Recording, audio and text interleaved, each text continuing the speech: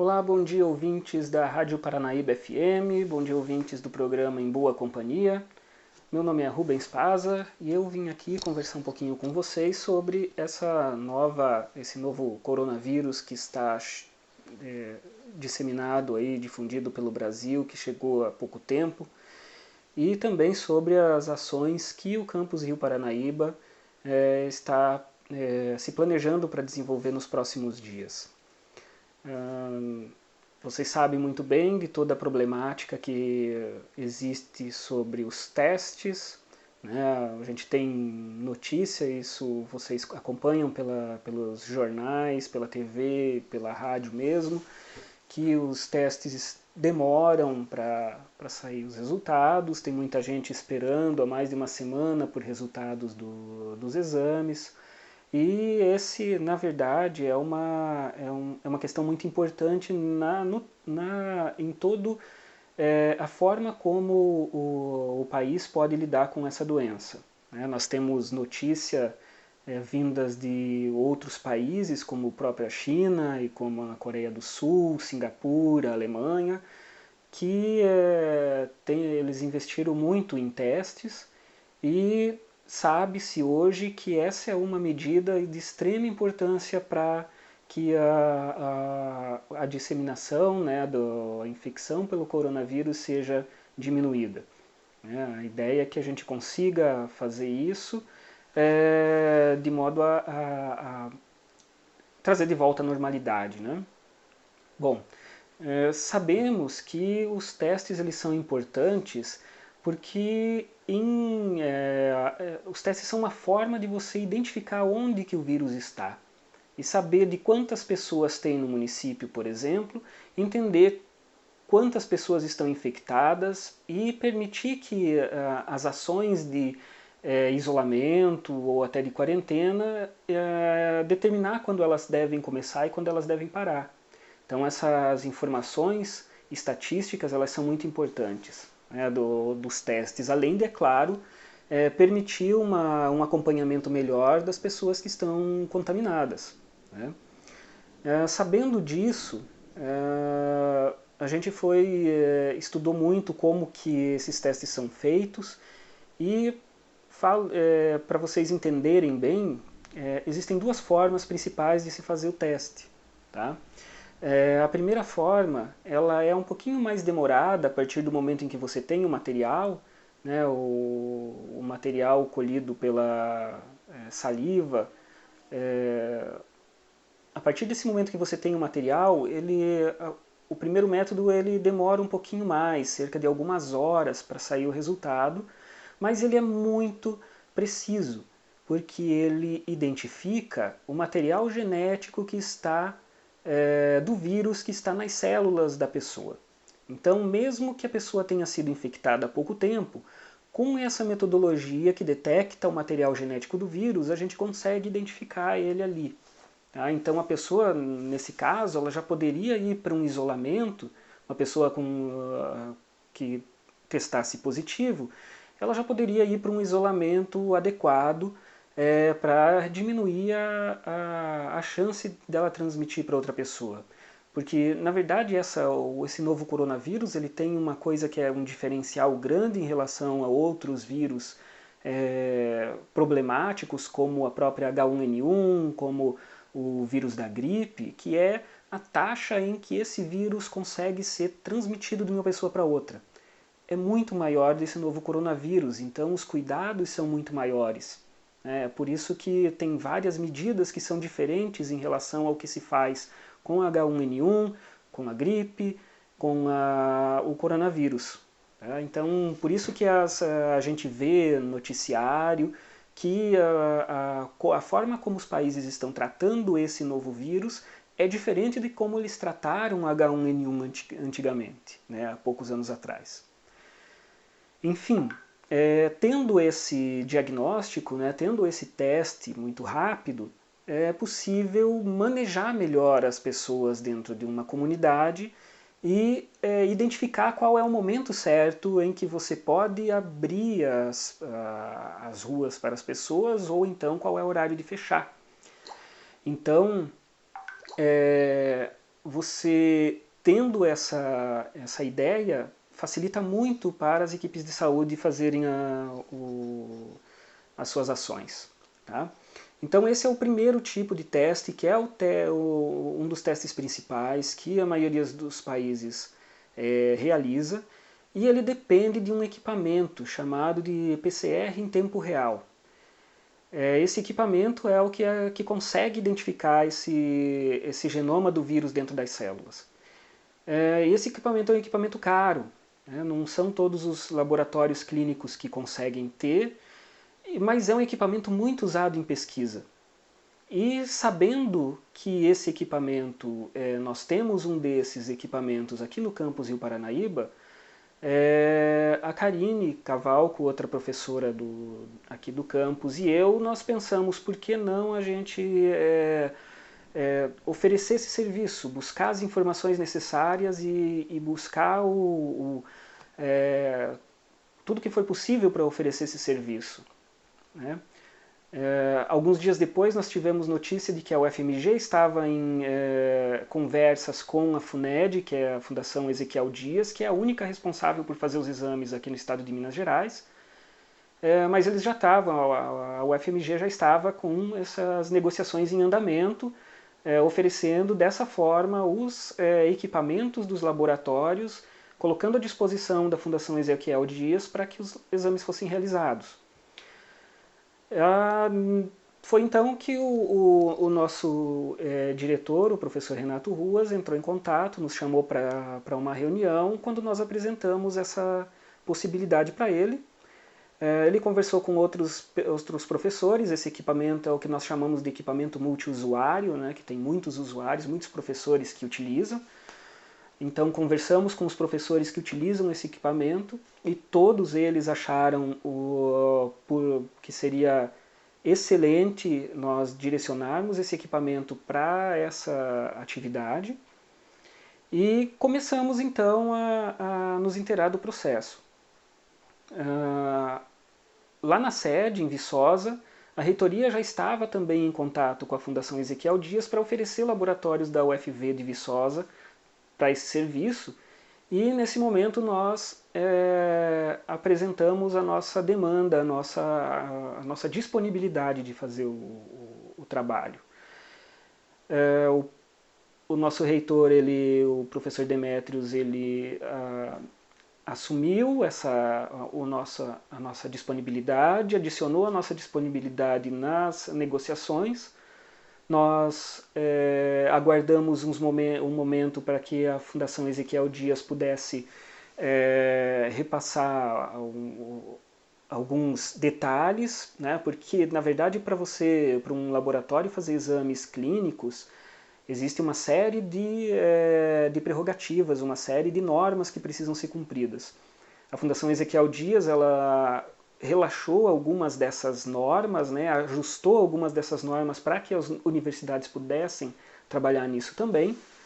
E baseado nisso, nós preparamos um laboratório do zero, retirando equipamentos de vários laboratórios de pesquisa e de ensino aqui da UFV, do campus de Rio Paranaíba, direcionamos para esse novo espaço, que já está pronto dentro das normas que a FUNED exige. Nós fizemos a nossa inscrição junto à FUNED, recebemos um checklist deles, preenchemos todo esse checklist com todos os nossos dados e todas as formas que nós tínhamos para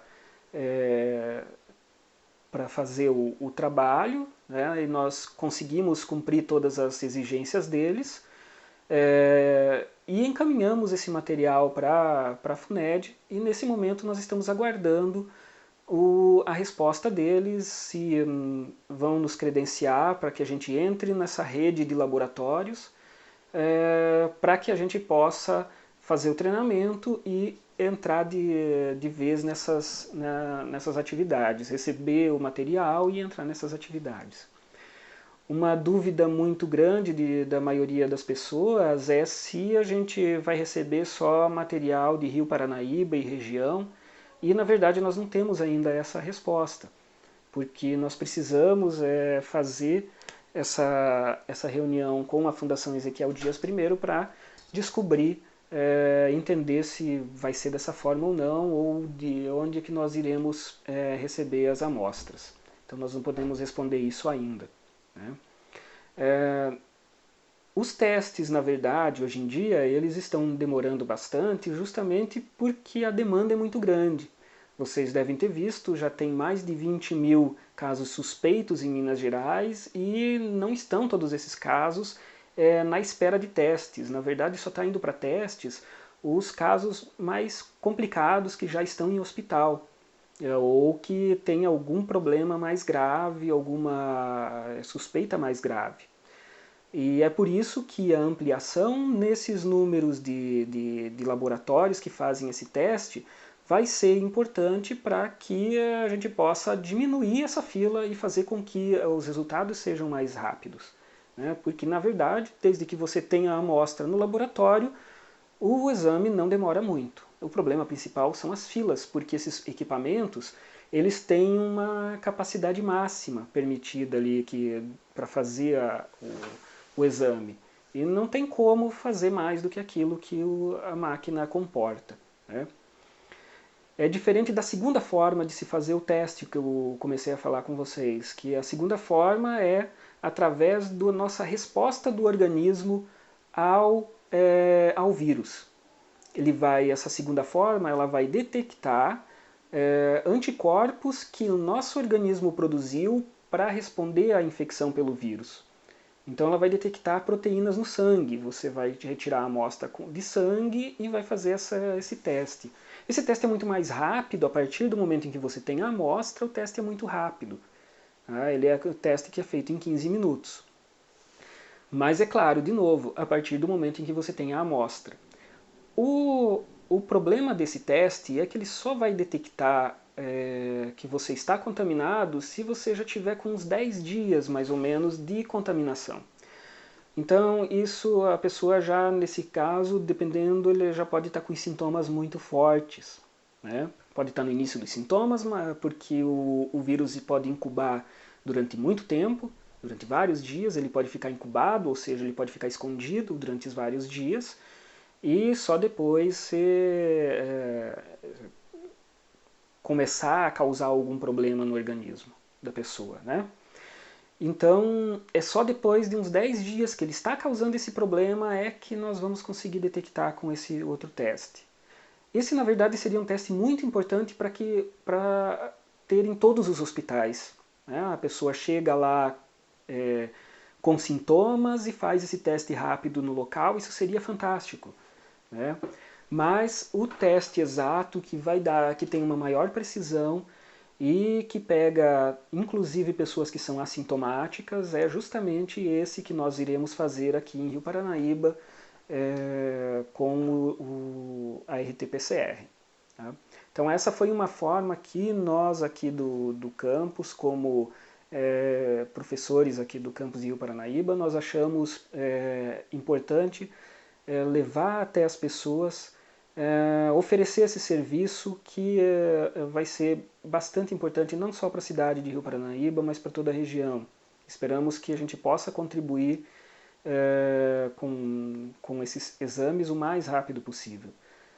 Nós, na verdade, a gente conseguiu até com a Copacer o empréstimo de um outro equipamento do mesmo tipo que eles têm.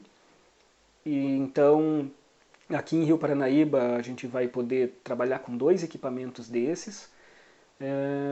Isso vai fazer com que a gente possa fazer muitos exames por dia aqui. Tá? Então, essa é uma questão muito importante dos testes, que é uma das principais formas de lutar contra esse novo coronavírus. Na maior parte dos lugares, sem esses testes, não tem jeito de lutar contra, porque você não sabe onde ele está, não sabe quantas pessoas estão infectadas, e isso é importante demais. Para ter uma ideia, a Coreia do Sul, ela testava muitas pessoas, principalmente com esses testes rápidos, mas mesmo assim eles testavam muitas pessoas. E eles conseguiram ter um sucesso muito grande no controle. Tá? Singapura é outro país que testa muitas pessoas, mas é claro, esses países têm uma população muito menor que o Brasil.